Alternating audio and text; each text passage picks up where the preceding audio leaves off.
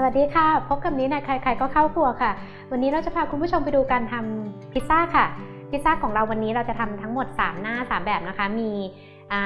ร็อกเก็ตสลัดโปรชูโต้ค่ะมาการิต้าพิซซ่าแล้วก็บูราต้าพิซซ่าพายค่ะวิธีการทำของนี้วันนี้เราจะใช้โดที่ทำจากแป้งขนมปังเป็นหลักนะคะเพราะว่าจะทำให้เหนียวแล้วก็นุ่มมากกว่าปกติเดี๋ยวเราไปดูส่วนผสมกันค่ะ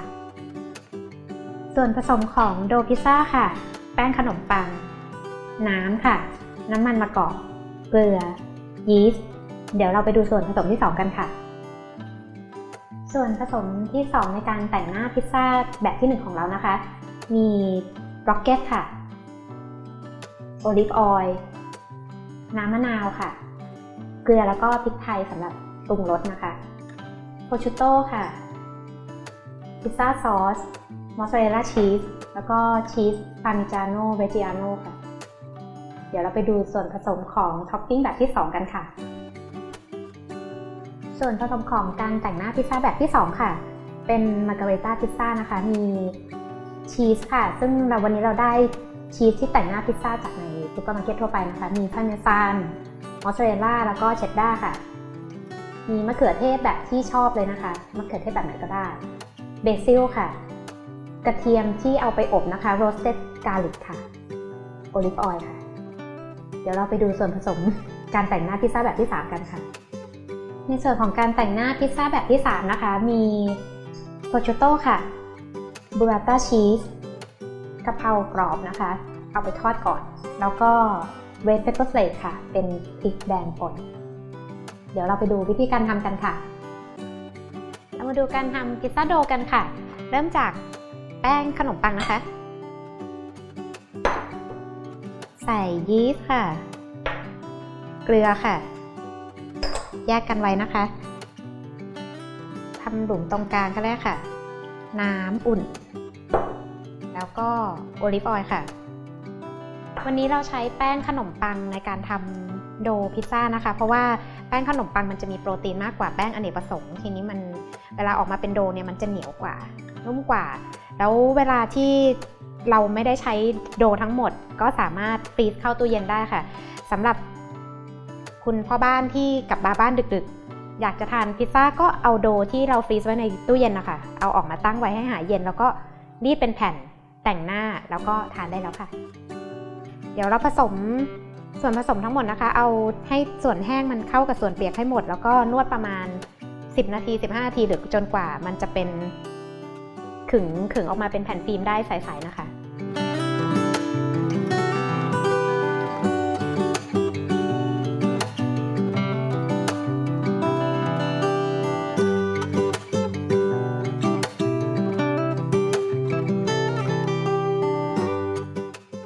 แล้วเราจะพักแป้งไว้ค่ะใส่โบว์แล้วก็คลุมผ้า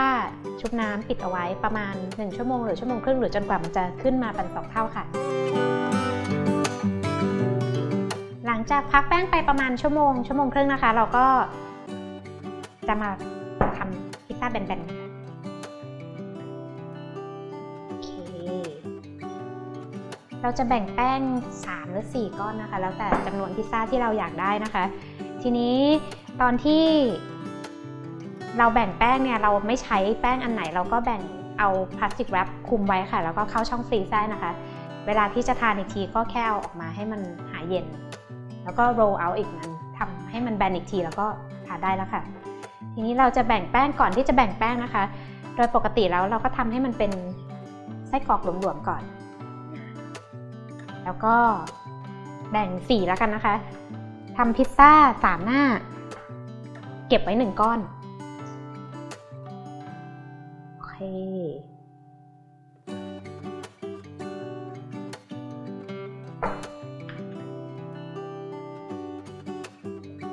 จะ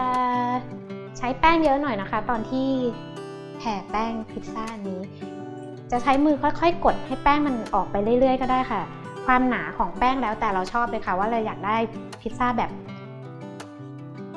บางหรือว่าแบบหนานะคะอันนี้ที่ลูกชอบมากก็คือเนี่ยแหละค่ะซื้อโรลลิ่งพินอันนึงให้ลูกนะคะแล้วก็ใช้ได้หมดเลยค่อยๆนวดไปนะคะ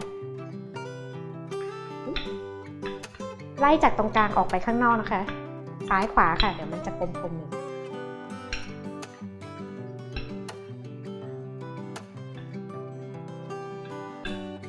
ทีนี้พิซซ่าหน้าแรกที่เราจะทำนะคะเป็น Rocket Salad ค่ะแล้วก็ใส่มอสซาเรลล่าเยอะๆหน่อยใส่โปรชูโต้นี่ถ้าหาโปรชูโต้ไม่ได้จะใช้เบคอนแทนก็ได้นะคะเอาไปทอดก่อนนิดนึงโอเคประมาณนี้เนาะทีนี้เราก็ทาข้างหน้านะคะด้วยโอลิฟออยล์นิดนึง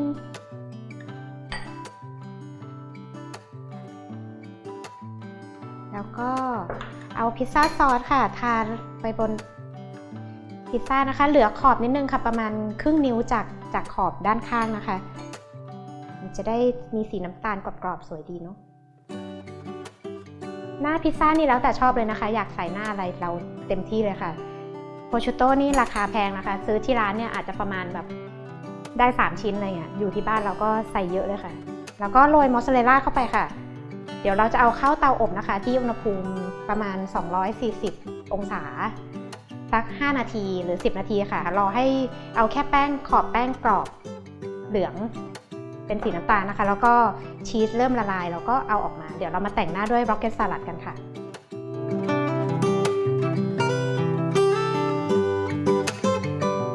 ตอนนี้เราจะมาดูการทำสลัด Rocket Salad กันนะคะเราก็เริ่มจากการเอาโอลิฟออยล์ค่ะใส่เข้าไปนิดนึงแล้วก็เลมอนจูสนะคะเป็นน้ำมะนาวแล้วก็คลุกเลยค่ะแล้วก็พักไว้ก่อนนะคะโรยเกลือพริกไทยนิดนึงก็ได้ค่ะเอาแค่แบบปรุงรสนิดเดียวนะคะเพราะว่าพิซซ่าเราก็มีชีสแล้วมันก็จะเค็มแล้วทีนี้พิซซ่าของเราค่ะที่อบเสร็จแล้วนะคะเราอบไปประมาณ5นาทีถึง8นาทีนะคะรอให้ชีสมันเดือดปุดๆแล้วก็เอาเริ่มจากโปรชูโต้นะคะหรือว่าสลัดก็ได้ค่ะวางเลยค่ะแล้วก็โปรชูโต้นี่ใส่ตามใจชอบนะคะใส่เยอะๆก็อร่อยเมนูที่สุขภาพดีอร่อยได้ที่บ้านเสร็จแล้วค่ะเดี๋ยวเราไปดูวิธีการทำพิซซ่าแบบที่2และ3กันค่ะทีนี้แป้งเราพร้อมนะคะเดี๋ยวเราจะมาแต่งหน้ามาการิต้ากันค่ะเราจะใช้โอลิฟออยล์นะคะแล้วก็โรสเต็ดการลิกนะคะการลิกที่เรานี้เราเอาไปอบที่อุณหภูมิสูงสุดที่เตาเราร้อนได้อะค่ะอบประมาณครึ่งชั่วโมงหรือ40นาทีนะคะเราเอาผสมกันค่ะการลิกที่มันกระเทียมที่เอาไปอบแล้วเนี่ยมันจะมีความหวานแล้วก็หอมกว่าปกติทีนี้เราก็ทาที่โดของเรานะคะเสร็จแล้วเราก็เอาพิซซ่าซอสทาที่โดค่ะทีนี้เราทาเหลือขอบไว้นิดนึงนะคะมากน้อยแล้วแต่ชอบเลยค่ะพิซซ่าซอสนี่จะทำเองก็ได้นะคะเดี๋ยวจะเขียนสูตรไว้ที่ foodtravel.tv นะคะเสร็จแล้วเราก็ใส่อันนี้เป็นชีสพิซซ่าชีสนะคะมีพาเมซานมอสซาเรลล่าแล้วก็เชดดาร์รวมกันค่ะ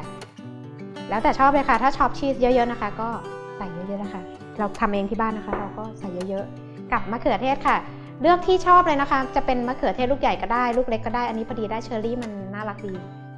ใบเบซิลอะค่ะที่เราเตรียมไว้นะคะพออันนี้เอาออกมาจากเตาปุ๊บเราก็แต่งหน้าด้วยเบซิลแล้วก็เสิร์ฟตอนร้อนๆเลยค่ะโอเคอันนี้ก็เสร็จแล้วเดี๋ยวเราจะอบที่ไฟบนล่างนะคะอุณหภูมิ240องศาค่ะ15นาทีหรือ18นาทีแล้วแต่นะคะว่าเตาของเราร้อนแค่ไหนเดี๋ยวเราไปดูวิธีการแต่งหน้าแบบที่3กันค่ะอันนี้เป็นบูราต้าชีสนะคะเราก็เริ่มจากการทาพิซซ่าซอสเลยค่ะทาสเปรสไปให้รอบๆเลยนะคะทาให้รอบๆแล้วก็เหลือขอบไว้นิดนึงประมาณครึ่งนิ้วอันนี้เราจะเอาแป้งนี้เข้าไปอบในอุณหภูมิ240องศานะคะประมาณ5นาทีหรือ8นาทีแล้วแต่อุณหภูมิเตาแล้วนะคะว่าร้อนแค่ไหน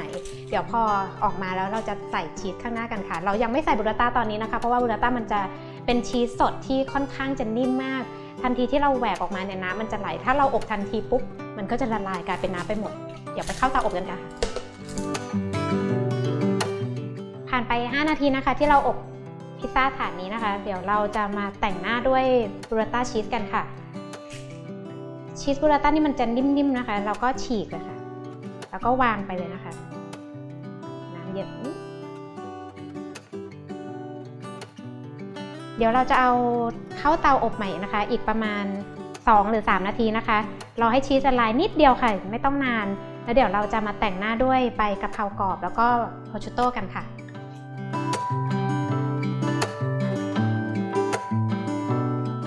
บูราต้าชีสของเราที่อบออกมานะคะหลังจาก2 นาทีนะคะเราก็ใส่โพชูโต้ค่ะเวลาแต่งโพชูโต้นี่แต่งไปข้างๆตรงที่มันไม่มีบูราต้านะคะแล้วก็กะเพรากรอบค่ะอันนี้เราทอดในน้ำมันนะคะมันก็จะหอมแล้วก็มีกลิ่นแบบออเทนติกนิดนึงโรยด้วยพริกแห้ง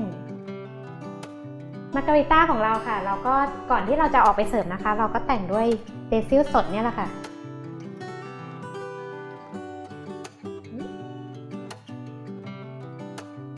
เสร็จเรียบร้อยแล้วค่ะพิซซ่า3 หน้า 3 แบบของเรานะคะก่อนที่เราจะออกไปเสิร์ฟก็อย่าลืมโรยชีสเวลาจะพูดต้องตั้งสตินิดหนึ่งพาร์มิจาโน่เรจจิอาโน่ค่ะเอาละค่ะพร้อมเสิร์ฟพิซซ่า3 หน้าสวยๆน่ากินสำหรับคนผู้ชมที่สนใจการทำขนมปังแฮนด์เมดโฮมเมดที่ทำจากมือของเรานะคะโดยที่ไม่ใส่สารเสริมใดๆติดตามกันได้อีกค่ะที่ foodtravel.tv สำหรับวันนี้ลาไปก่อนค่ะสวัสดีค่ะ